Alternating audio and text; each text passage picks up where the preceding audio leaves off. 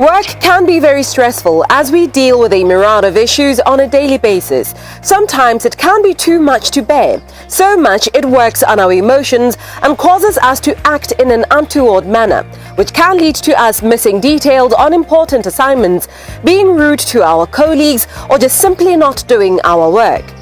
In cases like these, our superiors at work can call for reprimands on such behavior. But because we're human and can be emotional, we tend to take these as personal attacks rather than a consequence of what we've done.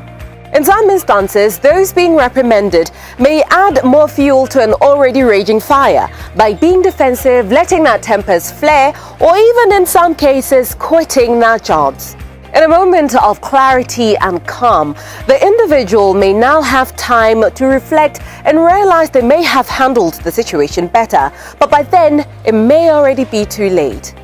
On this backdrop, we have asked for the expertise of psychotherapists Skelezo Modzare and Kutlwano Mutudi to explain why this is and what we can do to learn the art of disassociating.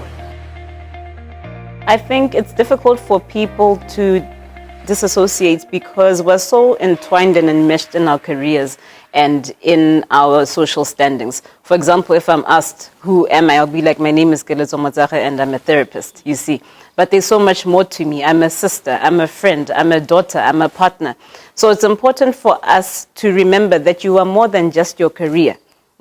So that's how you'll be able to separate it, that okay, this reprimand is based on the task at hand, not me as an individual. Yes, I'm the one fulfilling it or doing the certain thing that I'm being reprimanded for, but it's important to create that distinction. Who are you as a complete total being? As Skelezo has already mentioned, we tend to identify ourselves with our job. So if our boss or our manager or even a colleague was to point out something that we didn't do right or something that we did wrong, we associate that with ourselves, and now we take it as though we are wrong and that there's something wrong with us. Right, because of that line of thinking. We can't necessarily see the gray areas where we're saying, no, we're not saying that you are a bad interviewer or a bad therapist. We're just saying that maybe you could have structured a certain thing in a certain way, right? And then there's also the way that the reprimand is being delivered. If you are trying to correct someone in a certain way and you say it with personal attacks, you have aggression and, it's just unpleasant way of communicating, then the way that somebody is going to receive it is also likely to be unpleasant as well. So we would then take it as a personal attack, looking at the way that the words or the reprimand was delivered. Okay, Kutlwano, but looking at that specific point of, finding it difficult because of the way a disciplinary action is delivered, how then can supervising officers and managers deliver disciplinary action with the intended message and consequence without blurring the lines between a reprimand and a personal attack? It's very important to understand the root cause of whatever it is that we're reprimanding. If somebody did something wrong, we need to understand first what went wrong exactly into that person. Is it because they lack certain knowledge about how to do a certain task? Because then it would now require us to provide training rather than reprimanding, right? And if somebody does not understand, yes, as I've mentioned, if somebody doesn't understand the task, then we need to then educate that person rather than, criticizing them for not knowing how to do a certain thing. If someone is new at the job, if a tool is new into the job, then, we can't expect other people to understand it immediately.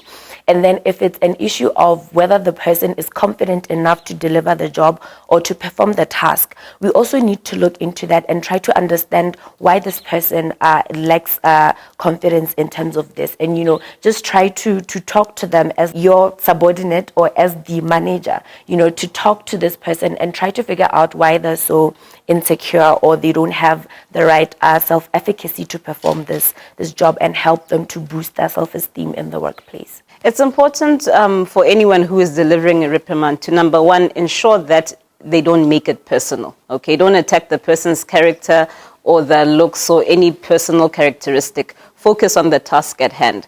If it's maybe a task, maybe reporting on time, for example, or not using a reporting tool properly, focus on the action, on the task. And then another thing is to make sure that they do it privately, not publicly. You'll find that people are publicly humiliated for the sake of being maybe the point of them to be belittled, for example, or for the person reprimanding them to make themselves look better than the other person. So it's important to do it privately and to focus on the task, and also not to threaten the person. There's no need to threaten someone in an effort to try and reprimand them, because at the end of the day, they'll be paralyzed by fear. They may end up resenting you and not having a good working relationship with you, because threatening someone saying that, no, you'll lose your job if you don't do this, or you'll be demoted if you don't do this, or you get a salary cut if you don't do this. Those are things that steer people away from actually fixing what needs attention. This program was brought to you in association with First National Bank of Botswana. FNB, how can we help you?